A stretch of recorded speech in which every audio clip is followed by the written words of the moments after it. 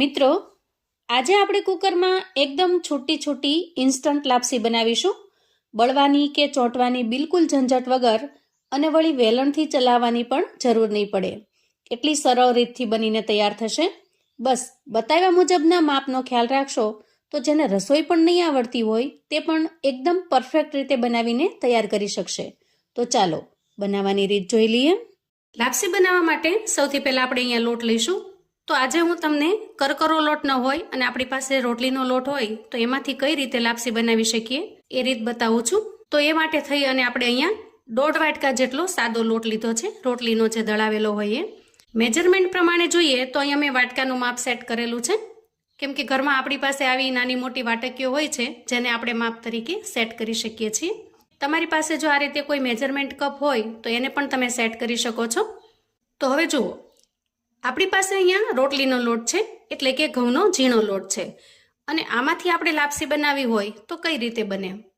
તો એ માટે થઈ અને આપણે એમાં થોડી સૂજી ઉમેરીશું, એટલે કે જે મોટા દાણાવાળો રવો આવે છે એ ઉમેરીશું. તો અહીંયા 1.5 વાટકાની અંદર જે વાટકો અધૂરો છે એમાં આપણે સૂજી ઉમેરીશું. તો અહીંયા સૂજી ઉમેરતા જ બંને વાટકા આખા ભરાઈ ગયા છે, એટલે કે આપણે અહીંયા જાણે કરકરો લોટ 2 વાટકા ભરીને લીધો હોય એ પ્રમાણેનું માપ સેટ થઈ ગયું છે. હવે હું અહીંયા આ રીતે એક ડબ્બો લઈ લઉં છું. તમારી પાસે જો કુકરમાં દાળ ભાત મૂકવા માટેના ખાના હોય તો એમાંનું એક ખાનું પણ લઈ શકો છો, અથવા તો આ રીતે તમારી પાસે ડબ્બો હોય તો તમે પેક કરી શકાય, ઉપર ઢાંકણ ઢાંકી શકાય એવો ડબ્બો પણ લઈ શકો છો. તો હવે આ રીતે મોટી ગરણી લઈ અને આપણે લોટને ચાળી લઈએ. અહીંયા લોટને આપણે ચાળી લીધો છે, અને ત્યાર પછી જો તમે લોટનું ટેક્સચર જોઈશો તો તમને એ કરકરું લાગશે, એટલે કે આપણે જે રીતે કરકરો લોટ દળાવેલો હોય એવું ટેક્સચર તમને લાગશે. તો ઘણી વખત આપણી પાસે ઘરમાં કરકરો લોટ અવેલેબલ ન હોય અને આપણે લાપસી બનાવવાની જરૂર પડે તો આ રીતે તમે બનાવીને તૈયાર કરી શકો છો. હવે આપણે લોટની અંદર મોણ ઉમેરવાનું છે. તો મેજરમેન્ટ પ્રમાણે જોઈએ તો જો મોટો ચમચો લ્યો તો 1 ચમચો લેવાનો છે, અને આ રીતે જો નાનો ચમચો લ્યો તો તમારે 2 ચમચા ભરીને તેલ ઉમેરવાનું છે. તો હું અહીંયા નાના ચમચાથી મોણ ઉમેરી રહી છું. તો સૌથી પહેલાં આપણે 1 ચમચો ઉમેરીશું અને આ બીજો ચમચો, અને હવે હાથની મદદથી આપણે મોણને સારી રીતે લોટની અંદર મિક્સ કરી લેવાનું છે. આજે હું તમને જે રીત બતાવી રહી છું એના અંદર તમારે વાસણ પણ બિલકુલ નહીં બગડે અને ફટાફટથી ખૂબ સરસ મજાની લાપસી બનીને તૈયાર થઈ જશે. તો જુઓ, અહીંયા એકદમ સરસ રીતે મોણ લાગી ગયું છે.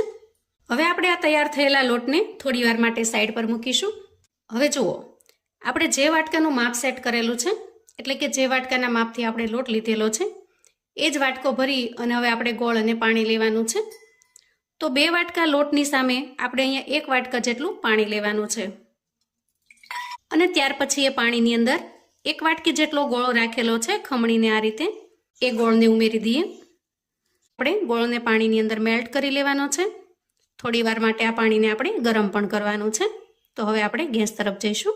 અહીંયા ગેસ ઓન કરી તપેલીને આપણે ગેસ પર મૂકીશું અને મીડિયમ ફ્લેમ રાખી પાણીની અંદર ગોળને આપણે ઓગાળી લેવાનો છે. તો સામાન્ય રીતે જે રીતે આપણે લાપસી બનાવીએ છીએ રૂટીનમાં, એમાં સૌથી પહેલાં આપણે આ રીતે ગોળને પાણીમાં ઓગાળીએ છીએ અને પછી એમાં લોટ ઉમેરીએ છીએ. પણ આજની રીત એકદમ અલગ છે. નવી રસોઈ શીખતી વ્યક્તિ હશે એનાથી પણ એકદમ સરસ પરફેક્ટ એવી લાપસી બનીને તૈયાર થશે. અહીંયા જુઓ, મેં દેશી ગોળ લીધેલો છે, એટલે પાણીનો કલર થોડો કાળો થઈ જશે. તમારે જો એકદમ સરસ સફેદ લાપસી બનાવવી હોય તો તમારે અહીંયા કોલ્હાપુરી ગોળ વાપરવાનો. જુઓ, અહીંયા પાણી સારી રીતે ગરમ થઈ ગયું છે અને ગોળ પણ મેલ્ટ થઈ ગયો છે. તો ગેસને આપણે બંધ કરીશું. આ રીતે કોઈ ડીશ અથવા તો થાળી લઈ અને પાણીને એમાં કાઢી લેવાનું. આમ કરવાથી પાણી ખૂબ ઝડપથી ઠંડુ થઈ જશે. હવે જુઓ, અહીંયા પાણી ઠંડુ થઈ ગયું છે. તો હવે ઠરી ગયેલા પાણીને આપણે ગાળી અને તપેલીમાં લઈ લઈએ. આમ કરવાથી ગોળની અંદર કંઈ કાંકરી રહી ગઈ હોય અથવા તો કોઈ અશુદ્ધિ રહી ગઈ હોય તો એ ગળણીમાં આવી જાય છે. હવે આપણે તૈયાર કરેલા લોટવાળા ડબ્બાને લઈશું. આ જે ગોળનું પાણી છે એને આપણે થોડું થોડું કરી અને લોટની અંદર ઉમેરતું જવાનું છે. તો જુઓ, અહીંયા પાણી એકદમ સરસ પરફેક્ટ માપથી બનેલું છે. હવે આપણે આ મિશ્રણને ડબ્બાની અંદર આ રીતે પાથરી દેવાનું છે. બધી જ જગ્યાએ એક સરખું ફેલાવી દેવાનું છે. તો અહીંયા આ રીતે મિશ્રણ બનીને તૈયાર છે. અહીંયા કુકરમાં મૂકવા માટે મેં ડબ્બાનો ઉપયોગ કરેલો છે. તમે દાળ ભાત બનાવવા માટેના ખાનાનો પણ ઉપયોગ કરી શકો છો. આ રીતે ડબ્બાને આપણે ઉપર ઢાંકણ ઢાંકવાનું છે, પણ ઢાંકણને આપણે સીધું નથી ઢાંકવાનું. આ રીતે એક કપડું લઈશું અને પછી ઢાંકણને ઊંધું કરી લઈશું. અને ઉપરની સાઈડ આ રીતે આપણે ગાંઠ મારી લેશું. અને ત્યાર પછી આ ઢાંકણને આપણે ડબ્બાની ઉપર ઢાંકી દેવાનું છે. આમ કરવાથી કુકરની અંદર જે વરાળ બનશે એ લાપસીની અંદર નહીં પડે, એટલે કે વધારાનું પાણી લાપસીની અંદર નહીં ભળે. અને ઢાંકણને પેક કરી દઈશું. હવે આપણે ગેસ તરફ જઈશું. હવે આ રીતે ગેસ ઉપર આપણે કુકર મૂકી દીધું છે અને એના અંદર એક સ્ટેન્ડને સેટ કરેલું છે. અને ત્યાર પછી એમાં થોડું પાણી ઉમેરી દઈએ. હવે ગેસ ઓન કરી અને પાણીને થોડી વાર માટે ગરમ થવા દઈએ. પાણી ગરમ થાય એટલે આપણે ડબ્બાને એમાં મૂકી દઈશું. આ રીતે ડબ્બાને આપણે સેટ કરી દેવાનો છે અને કુકરનું ઢાંકણ ઢાંકી દઈએ. ગેસની ફ્લેમને મીડિયમ પર રાખી આપણે 3 સીટી વગાડી લઈએ. અહીંયા કુકરની આપણી 3 સીટી થઈ ગઈ છે. હવે કુકરને આપણે ઠંડુ થવા દઈએ, એના અંદરથી વરાળ નીકળી જવા દઈએ અને આ રીતે ઢાંકણ ખોલી લઈએ. લાપસી એકદમ સરસ પરફેક્ટ બનીને તૈયાર થઈ ગઈ છે. અહીંયા તમે જોઈ શકો છો કે ઉપરનું જે પડ છે એકદમ સરસ સૂકું છે. ડબ્બો એકદમ સરસ ઠંડો થઈ ગયો છે અને અંદરની લાપસી પણ સારી રીતે ઠંડી થઈ ગઈ છે. તો આખી બહાર કાઢી લેવાની.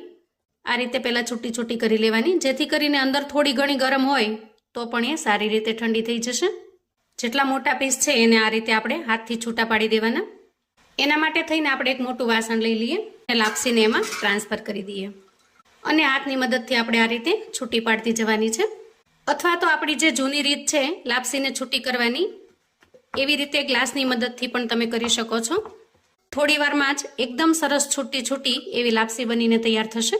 લાપસી એકદમ સરસ છૂટી છૂટી થઈ જાય પછી આપણે એમાં ઘી ઉમેરી દઈએ, કેમ કે ઘી વગરની લાપસી એકદમ અધૂરી લાગે.